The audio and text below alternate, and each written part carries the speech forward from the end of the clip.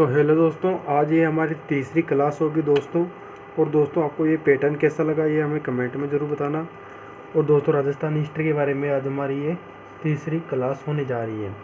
तो दोस्तों हमने पिछली वीडियो में कौन कौन सी सभ्यता पढ़ ली थी दोस्तों। एक तो गणेश्वर सभ्यता और दोस्तों आहड़ सभ्यता और कालीबंगा सभ्यता पढ़ लिए थे। आज पढ़ेंगे दोस्तों नगरीय सभ्यता। तो दोस्तों नगरीय सभ्यता की बात करते हैं दोस्तों, एक कौन से ज़िले में विकसित हुई है दोस्तों राजस्थान के। तो दोस्तों ये चित्तौड़ ज़िले में विकसित हुई है। और दोस्तों यदि इसकी नदी की बात करें दोस्तों, किस नदी के किनारे विकसित हुई है, तो दोस्तों ये विकसित हुई है बेडस नदी के किनारे पर विकसित हुई है। और यदि दोस्तों मैं गणेश्वर सभ्यता की बात करूँ तो दोस्तों गणेश्वर सभ्यता सीकर ज़िले में विकसित हुई है। और दोस्तों उस नदी का नाम है दोस्तों, किस नदी किनारे विकसित हुई है, तो दोस्तों कांतली नदी के किनारे विकसित हुई है गणेश्वर सभ्यता। ऐसे दोस्तों आप पॉइंटों को जोड़ते हुए पढ़ोगे तो दोस्तों बहुत ही आसान तरीके से आप पढ़ सकते हो। आगे बात करता हूँ दोस्तों, और क्या है दोस्तों, शिवी जनपद की राजधानी दोस्तों नगरीय सभ्यता मानी जाती है। जी हाँ दोस्तों, ये बहुत मोस्ट क्वेश्चन है दोस्तों। शिवी जनपद की राजधानी दोस्तों किसे माना जाता है, तो दोस्तों ये नगरीय सभ्यता को माना जाता है। आगे बात करता हूँ दोस्तों, और क्या है इसमें, सिक्के यहाँ प्राप्त सिक्के को महादिमिका और शिव जनपदन लेख उत्कीर्ण है। यहाँ के जो यानी कि दोस्तों जो नगरीय सभ्यता के जो सिक्के मिले हैं यहाँ पर दोस्तों माध्यमिका और शिव जनपद के लेख उत्तीर्ण हैं। यह भी बात मोस्ट है, आपसे पूछा जा सकता है कि माध्यमिका के उत्तीर्ण सिक्के कहाँ पर मिले हैं, तो दोस्तों ये नगरीय सभ्यता में मिले हैं। आगे बात करता हूँ दोस्तों, तो पाणिनि के द्वारा उल्लेखित सभ्यता स्थल, यानी कि दोस्तों जो पाणिनि ने जो ग्रंथ लिखा था उसमें दोस्तों एकमात्र सभ्यता है जिसका उत्खनन किसने किया था दोस्तों, पाणिनि ने किया था। ये भी आपको याद रखना है। आगे बात करता हूँ दोस्तों, इसके उत्खननकर्ता कौन है, तो दोस्तों इसकी खोज 1904 से 4 में की थी दोस्तों। उत्खनन कब किया था दोस्तों, तो 1904 में किया था। किसने किया था दोस्तों, प्रथम खोजकर्ता कौन थे, तो दोस्तों D.R. भंडारकर प्रथम खोजकर्ता हो जाएंगे। बहुत बार पूछा जाता है दोस्तों कि नगरीय सभ्यता के खोजकर्ता कौन है, तो दोस्तों D.R. भंडारकर प्रथम खोजकर्ता हो जाएंगे। और दोस्तों जो यहाँ के जो सिक्के मिले हैं, तो दोस्तों यहाँ के चांदी के सिक्के प्राप्त हुए हैं। और दोस्तों आगे बात करता हूँ, तो दोस्तों यहाँ उत्खनन स्थल पर 3 प्रकार के उत्खनन स्थल मिलते हैं दोस्तों, 2 प्रकार के। तो दोस्तों यहाँ पर एक मंदिर मिलता है और दोस्तों 2 शिलालेख मिलते हैं। यहाँ क्या मिलता है दोस्तों, तो प्रथम सभ्यता ये मानी जाती है जहाँ पर दोस्तों एक मंदिर मिलता है और दोस्तों 2 शिलालेख मिलते हैं। एक तो दोस्तों गोसुंडी का शिलालेख मिलता है यहाँ पर, एक दोस्तों हाथीबाड़ा का शिलालेख मिलता है। ये भी बात को आपको याद रखना है। आपसे पूछा जा सकता है कि दोस्तों गोसुंडी का शिलालेख कहाँ पर मिला है, तो दोस्तों ये नगरीय सभ्यता में मिला है। और हाथीबाड़ा का शिलालेख भी कहाँ मिला है दोस्तों, तो दोस्तों ये भी नगरीय सभ्यता में मिला है। और दोस्तों पुराने राजस्थान का वैष्णव संप्रदाय का प्राचीन मंदिर कहाँ मिला है, तो दोस्तों ये भी यहाँ पर ही मिला है। कौन से संप्रदाय का दोस्तों, वैष्णव संप्रदाय का प्राचीनतम मंदिर भी यहीं मिला है। तो दोस्तों और बात करता हूँ दोस्तों, द्वितीय ईसा पूर्व शताब्दी का सुगनकालीन मंदिर भी यहाँ पर ही मिला है। सुगनकालीन मंदिर भी कौन सी शताब्दी का, तो दोस्तों द्वितीय शताब्दी का सुगनकालीन मंदिर भी यहाँ पर ही मिला है। आगे बात करता हूँ दोस्तों, तो दोस्तों इनके मंदिरों की खोज किसने की थी, तो दोस्तों मंदिरों की खोज भी की थी D.R. भंडारकर ने इन मंदिरों की खोज की थी। और दोस्तों 1887 में श्यामदास दसीवाड़ियन द्वारा शिलालेखों को खोजा गया था। आपसे पूछा जा सकता है कि दोस्तों शिलालेख किसने खोजे थे, तो दोस्तों श्यामल दास ने यहाँ के शिलालेख खोजे थे। और आगे बात करता हूँ दोस्तों, सर्वप्रथम D.R. भंडारकर ने गोसुंडी शिलालेख को पढ़ा था। ये भी आपको याद रखना है। आपसे पूछा जा सकता है कि गोसुंडी शिलालेख को किसने पढ़ा था, तो दोस्तों ये पढ़ा था D.R. भंडारकर ने पढ़ा था। आगे बात करता हूँ दोस्तों, भगवान श्री कृष्ण व बलराम की पूजा करने के अवशेष भी यहाँ से मिलते हैं। तो दोस्तों आपसे पूछा जा सकता है कि कृष्ण भगवान और बलराम की पूजा करने के अवशेष कौन सी सभ्यता से मिलते हैं, तो दोस्तों ये हो जाएगी नगरीय सभ्यता। अब दोस्तों इस सभ्यता के बाद हम पढ़ेंगे भागौर सभ्यता। और दोस्तों ये भागौर सभ्यता कहाँ पर विकसित हुई है, किस नदी के किनारे पर विकसित हुई है, ये भी हम बारी बारीकी से जानकारी देखते हैं। तो दोस्तों देखना भागौर सभ्यता, तो दोस्तों ये भागौर स्थान है जो कहाँ पर पड़ता है दोस्तों, भीलवाड़ा जिले में पड़ता है। कहाँ पर पड़ता है दोस्तों, भागोरिस्तान भीलवाड़ा जिले पे। और आपसे पूछ लें कि किस नदी के किनारे पर विकसित हुई है दोस्तों, तो कोठारी नदी के किनारे पर विकसित हुई है। कौन सी सभ्यता, तो दोस्तों भागोर सभ्यता। आगे बात करता हूँ दोस्तों इसके उत्खननकर्ता की, तो दोस्तों इसका उत्खननकर्ता है वीरेंद्रनाथ मिश्रा, डॉक्टर वीरेंद्रनाथ मिश्रा। और दोस्तों इन्हीं के सहयोगी थे जिनका नाम था डॉक्टर LS लियर्सिन। यह भी आपको याद रखना है, क्योंकि दोस्तों बहुत बार पूछा जाता है कि डॉक्टर वीरेंद्रनाथ मिश्रा के साथ सहयोगी कौन थे। तो दोस्तों इनका सही आंसर हो जाएगा डॉक्टर LS लियर्सिन। और बात करता हूँ दोस्तों आहड़ सभ्यता के समान यहाँ अवशेष प्राप्त हुए। तो दोस्तों ये ज़्यादा इम्पोर्टेंट नहीं है, लेकिन दोस्तों है कि आहड़ सभ्यता के समान कौन सी सभ्यता में अवशेष समान प्राप्त हुए हैं, तो दोस्तों वो जाएगी भागोर सभ्यता। आगे बात करता हूँ दोस्तों महान सतियों का टीला भागोर का उत्खनन किया जाता है। यानी कि दोस्तों जो महान सतियों का जो टीला है उसका उत्खनन कहाँ किया गया है दोस्तों, तो दोस्तों भागोर का उत्खनन में किया गया है। यानी कि दोस्तों जो महान सतियों का टीला है वहाँ पर भागोर सभ्यता का खोज की गई है, यह भी आपको याद रखना है। और पूरे राजस्थान में कृषि और पशुपालन के सबसे प्राचीनतम प्रमाण यहीं मिले हैं, ये याद रखें दोस्तों। पूरे भारत और राजस्थान में कृषि पालन और दोस्तों पशुपालन के सबसे प्राचीनतम प्रमाण कौन सी सभ्यता से मिलते हैं, तो दोस्तों ये मिलते हैं भागोर सभ्यता से। आगे बात करता हूँ दोस्तों यहाँ पर अवशेष क्या मिले हैं, तो दोस्तों मध्यकालीन पाषाण के अवशेष प्राप्त हुए। आपसे पूछा जा सकता है कि कौन से पाषाण काल के यहाँ पर अवशेष मिले हैं भागोर सभ्यता पर, तो दोस्तों ये मध्यकालीन पाषाण के अवशेष यहाँ पर प्राप्त हुए। आगे बात करता हूँ दोस्तों और यहाँ पर क्या क्या मिला है, तो दोस्तों और यहाँ पर मिला है यहाँ के लोग पत्थरों से अपने औजार तथा शस्त्र बनाते थे। ये ज़्यादा इम्पोर्टेंट नहीं है, क्योंकि दोस्तों ये तो हर सभ्यता में कॉमन बात है। आगे बात करता हूँ दोस्तों इसलिए इसे आदि संस्कृति और सभ्यता का संग्रहालय कहा गया। ये बहुत मोस्ट है दोस्तों। आपसे पूछा जाता है दोस्तों आदि संस्कृति और संग्रहालय किसे कहा गया है दोस्तों, तो दोस्तों ये भागोर सभ्यता को कहा गया। यदि दोस्तों मैं इसके समय की बात करूं दोस्तों, इस सभ्यता में जो कि खोजे गए थे इसका समय क्या रहा है, इनके खोजने का समय, तो दोस्तों ये रहा है 1967 से 1969 तक इनका समय रहा है। यानी कि दोस्तों 77 से 69 इनका समय रहा है, 1977 से 1969। अब आते हैं दोस्तों हमारे रेड सभ्यता। तो दोस्तों ये रेड सभ्यता कहाँ पर विकसित हुई है और दोस्तों किस नदी के किनारे पर विकसित हुई है, और दोस्तों इसके खोजकर्ता कौन कौन है, इन सब के बारे में हम बारी बारी से जानकारी प्राप्त करते हैं। तो दोस्तों रेड सभ्यता किस जिले में विकसित हुई है, तो दोस्तों ये स्थान है रेड और दोस्तों जिला है टोंक जिला। ये बात आपको याद रखनी है दोस्तों। इसे याद कैसे करते हैं, यानी कि दोस्तों रेड में भी 2 शब्द हैं और दोस्तों रेड स्थान में भी 2 शब्द हैं और दोस्तों टोंक जिले में भी 2 शब्द हैं। और नदी की बात करूँ दोस्तों तो नदी है इसमें ढील नदी। ढील नदी में भी दोस्तों 2 शब्द हैं ढील नदी में। और दोस्तों इसके उत्खननकर्ताओं की बात करूँ तो दोस्तों उत्खननकर्ता है इसका दयाराम साहनी। एक तो दोस्तों दयाराम साहनी और दोस्तों दूसरा हो जाएगा केदारनाथ पुरी। और दोस्तों आपने मालूम होगा कि दयाराम साहनी ने हड़प्पा सभ्यता की खोज की थी। कब की थी दोस्तों, तो दोस्तों 1921 में की थी। यह भी बात आपको याद होगी। और दोस्तों यहाँ पर क्या मिले हैं सभ्यता से, तो दोस्तों यहाँ से मावल गणराज्य के सिक्के मिले हैं। ये बात आप मोस्ट है दोस्तों, इसे आप मोस्ट कर लेना कि मावल गणराज्य के सिक्के किस सभ्यता से मिले हैं, तो दोस्तों ये रेड सभ्यता से मावल गणराज्य के सिक्के मिले हैं। आगे बात करो दोस्तों चांदी के आहड़ मुद्रा और पंचमार के सिक्के भी यहाँ पर ही मिले हैं। और दोस्तों कितने प्रकार के पंचमार के सिक्के मिले हैं, तो दोस्तों ये 3075 प्रकार के सिक्के मिले चांदी के। आगे बात करना दोस्तों यहाँ पर लोहे की सामग्री भी मिली है। लोहे की सामग्री के दोस्तों यहाँ पर अवशेष भी माने जाते हैं। ये बात और दोस्तों ये बात बहुत मोस्ट बात है, इन्हें भी आपको याद रखना है। आगे बात करें दोस्तों तो एशिया में अब तक के सिक्कों का सबसे बड़ा भंडार यहाँ ही मिला है दोस्तों। एशिया का दोस्तों सबसे बड़ा सिक्कों का भंडार, ये बात मोस्ट है दोस्तों। आपसे पूछा जाता है दोस्तों कि एशिया का सबसे बड़ा सिक्कों का भंडार किस सभ्यता से मिला है, तो दोस्तों ये रेड सभ्यता से मिला है। आगे बात करता हूँ दोस्तों तो भारत में अब तक एक ही स्थान पर सर्वाधिक चांदी के और पंचमार के सिक्के यही मिले। ये बात दोस्तों यही है कि चांदी के और पंचमार के सिक्के सबसे ज़्यादा कहाँ पर मिले हैं, तो दोस्तों ये हैं रेड सभ्यता से ही प्राप्त हुए हैं। आगे बात करता हूँ दोस्तों और क्या क्या मिला है इस सभ्यता से। तो दोस्तों इस सभ्यता से और क्या मिला है इसको भी देख लो।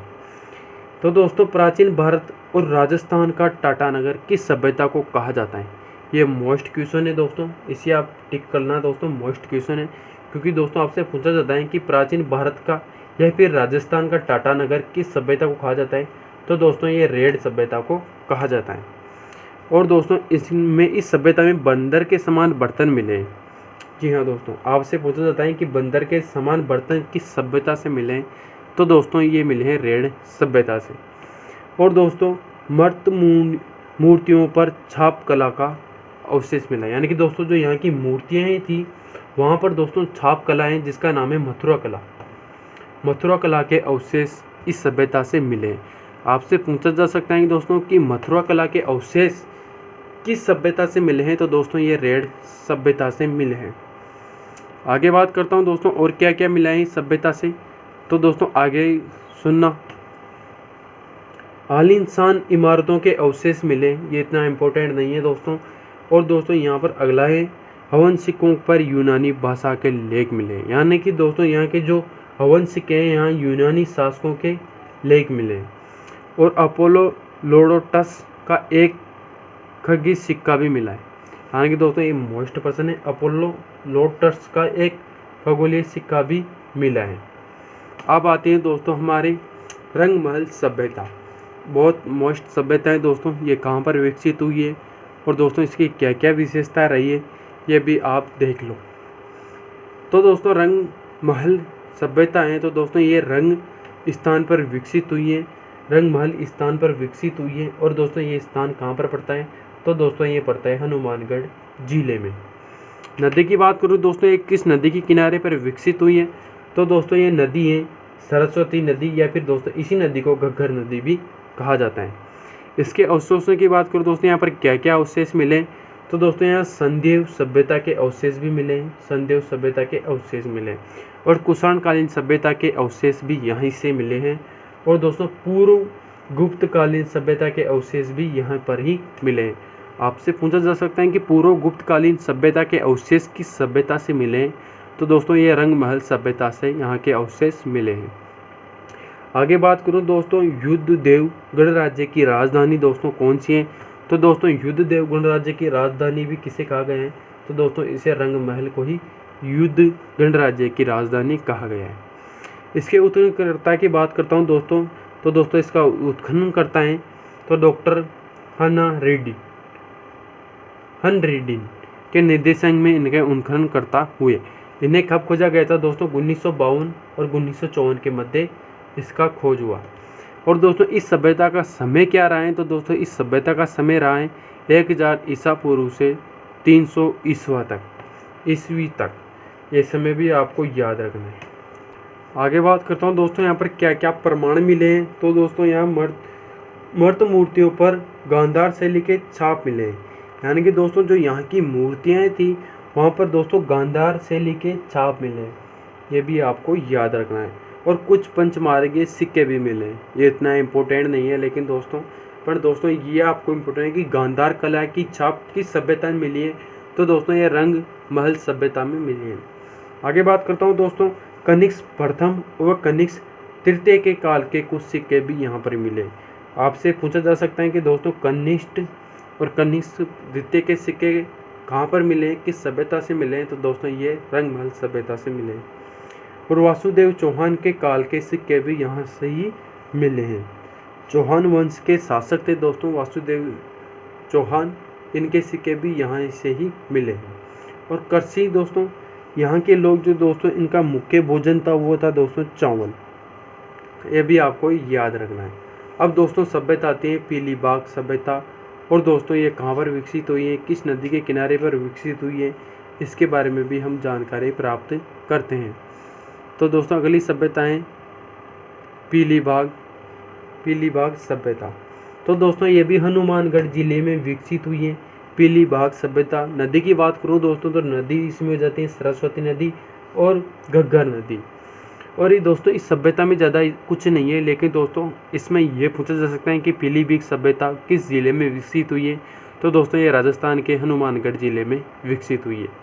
और दोस्तों ये विशेष प्रकार का घड़ा मिला है इस सभ्यता से, ये भी आपको याद रखना है, विशेष प्रकार का घड़ा। और दोस्तों बाबा रामदेव जी का मंदिर भी इसी सभ्यता से मिला है। ये थोड़ा मोस्ट हो जाएगा दोस्तों, आपसे पूछा जा सकता है कि बाबा रामदेव जी का मंदिर किस सभ्यता से मिला है। तो दोस्तों ये पीलीभीत सभ्यता से मिला है। अगर बात करूँ दोस्तों तो मैं पीपल के वृक्ष का प्रमाण भी इस सभ्यता से मिला है। ये भी मोस्ट क्वेश्चन है, आपसे पूछा जा सकता है दोस्तों कि पीपल के वृक्ष का प्रमाण किस सभ्यता से मिला है। तो दोस्तों ये मिला है पीलीभीत सभ्यता से। अगली जो सभ्यता आती है दोस्तों उसका नाम है बेरठ सभ्यता, जिसे विराटनगर सभ्यता भी कहा जाता है। वर्तमान में दोस्तों ये कहाँ पर है, विराटनगर में है। तो दोस्तों इसके भी हम बात कर लेते हैं, इसके क्या क्या अवशेष हैं, कहाँ पर मिली है कहाँ पर नहीं मिली है। तो दोस्तों इसका ज़िले की बात कर लेता हूँ दोस्तों। तो दोस्तों ये जयपुर ज़िले में विकसित हुई है। और दोस्तों ये विराटनगर स्थान पर विकसित हुई है। नदी की बात करता हूँ दोस्तों तो बाणगंगा नदी, और इसी नदी को ताला नदी, और इसी नदी को दोस्तों अर्जुन की गंगा भी कहा जाता है, जिसके किनारे पर ये विकसित हुई है। और मत्स्य जनपद की राजधानी दोस्तों इसे कहा जाता है बेरठ दोस्तों, क्योंकि मत्स्य जनपद की राजधानी क्या रही है, तो दोस्तों बेरठ रही है। और बेरठ का सर्वप्रथम उल्लेख दोस्तों महाभारत में किया गया है। आपसे पूछा जा सकता है दोस्तों कि किस सभ्यता का उल्लेख महाभारत में किया गया है। तो दोस्तों ये बेरठ सभ्यता में या दोस्तों विराटनगर सभ्यता में इसका उल्लेख महाभारत में किया गया है। और दोस्तों जयपुर जो राज्य है जिसका राजा वो था एक दोस्तों सवाई राम सिंह द्वितीय, जिसके काल में दोस्तों 1857 की क्रांति हुई थी। और इन्हीं राजा ने दोस्तों इसका उत्खनन करवाया था। और दोस्तों यहाँ से एक सोने का कलश मिला है, जिसमें दोस्तों क्या है, उसमें दोस्तों गौतम बुद्ध के अवशेष प्राप्त हुए। ये भी आपको याद रखना है। क्या याद रखना है दोस्तों कि दोस्तों गौतम बुद्ध के अवशेष किस सभ्यता से प्राप्त हुए हैं। तो दोस्तों इसका सही आंसर हो जाएगा बेरठ सभ्यता से। उत्खनन करता हूँ कि दोस्तों यदि मैं बात करूँ तो दोस्तों इसका उत्खनन किया गया था, वह किया गया था दोस्तों 1936 से 1937। और दोस्तों उसका करता थे दयाराम साहनी, प्रथम खोज करता थे इसके। और दोस्तों आपने मालूम हुआ कि दयाराम साहनी ने हड़प्पा सभ्यता की भी खोज की थी।